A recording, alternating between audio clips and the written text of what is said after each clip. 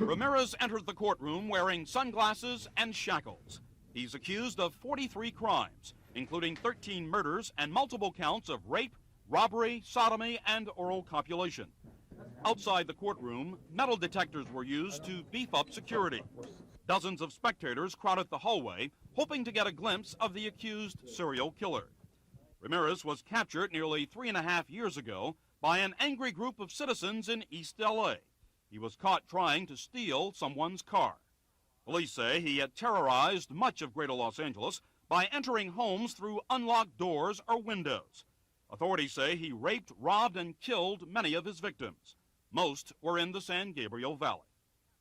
Following his capture, reports surfaced tying Ramirez to Satanism. He once flashed a pentagram drawn on his hand, and in an earlier court appearance, he shouted, "Hail Satan." Hail Satan. Today, nearly 3.5 years later, the trial of Richard Ramirez is finally underway. The long delay was the result of changing lawyers, trying to get the trial moved to another city, and allegations of racism by prospective jurors. It took 6 months just to pick a jury of 12, with 12 alternates. Prosecutor Phil Halpin began a no-nonsense, chronological account of what Ramirez allegedly did. He would not give a public assessment of the case or the evidence, but he did say the long delay may make it difficult for the witnesses who are called to testify. And I suspect there'll be problems with memory on those people that appeared.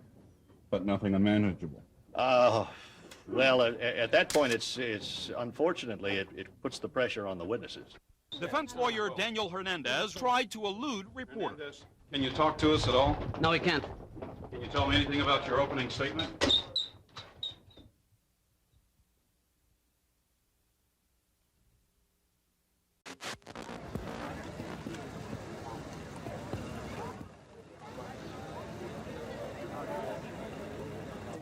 Yeah, we will. What have you been arrested for? You ever been arrested before? Danny, where's your car? Never been arrested before in L.A.? Fourth one down. When? How long ago? Sit up. How long ago? Let's get all these. What's your name? Huh? What's your name? 11.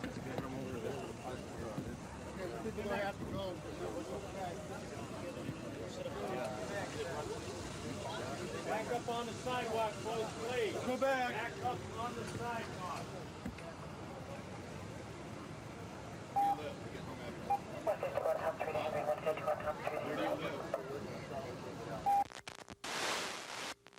Understanding all that, It was the moment the about-to-be-convicted killer did not want to face. you give up your right to be present while the verdicts are read here in open court.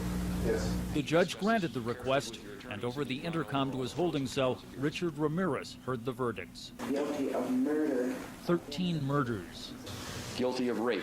11 sex crimes, Guilty of burglary of the residence and dwelling house. 19 additional felonies. Guilty. Guilty on all counts. And when the prosecutors and investigative team emerged into the court's overcrowded hallway, their relief was apparent. Relieved is a good word. Glad it's over. Legal proceedings against the devil-worshipping drifter began 4 years ago. Early on, he had displayed a satanic symbol and proclaimed, "Hail Satan." Hail Satan. Ramirez became less talkative when trial itself finally began 9 months ago. The prosecution presented 138 witnesses, their testimony filling 8,000 pages, but never did the jury hear from Ramirez himself. His attorney said the verdicts elicited no reaction from Ramirez in his cell. He was not surprised at all. Like I said, he expected this decision to come down. He felt from weeks back that he could not get a fair trial. Jurors cannot yet discuss the case publicly because they still must decide the punishment, but it is clear it has not been easy for them, particularly not after one of the original jurors was murdered last month by her suicidal boyfriend. But with an alternate, the jury restarted and took 22 days of deliberation. The lead prosecutor is not ready to relax. I do not lose sight of the fact that we have more to do, and we don't want any glitches between now and the end of this, or else we talk about having to do the whole thing over. To date, it has cost taxpayers more than $1.5 million. Next week, the jury will be asked to decide the fate of Ramirez. Defense attorneys do not want to discuss what evidence they'll present at the penalty phase. They don't want to reveal how they'll try to persuade the jury not to send Ramirez to death row. But the defense did say Ramirez himself will not take the stand to argue for his own life. Patrick Healy, Channel 4 News, downtown Los Angeles. Condemned murderer Richard Ramirez has died. Ramirez, known as the Nightstalker, put fear and terror into California residents in the 1980s. He died of liver failure while he was on death row. Patrick Healy covered the Ramirez investigation and his arrest in 1985. Patrick joins us now. He's live in East L.A., where Richard Ramirez was ultimately captured. Patrick. Chuck, Colleen, all of us in L.A. in the 1980s remember the fear, the sleepless nights. When and where would the Nightstalker strike again? Well, fear did not paralyze this neighborhood. The residents spotted him. They took him down for police. Ramirez vowed vengeance. Instead, his liver gave out. Whether satanic serial killer Richard Ramirez acquired any sense of remorse during his quarter century on San Quentin's death row, now we probably never will know. Dead at 53 of liver failure, Ramirez is remembered for his own description of himself at sentencing as a servant of Lucifer. I will be avenged. Lucifer dwells within us all. It's too bad that the death penalty took so long. Frank Salerno and his partner Gil Carrillo worked tirelessly that summer of 1985 to track down the Nightstalker, who was entering homes under a cloak of darkness, assaulting and killing victims chosen at random, terrorizing the entire metropolitan area. He was convicted of 13 murders. He had no empathy, no feelings, nothing. He never showed any remorse for what he had done. He wanted to be known as the greatest serial killer that ever lived. After a fingerprint in a car led to the identification of Ramirez, his mug was plastered all over the news while he was on a bus returning from Arizona. Walking in East L.A., he was recognized by residents in the 3700 block of Hubbard Street. They took him down, gave him a good pummeling, and held him for police.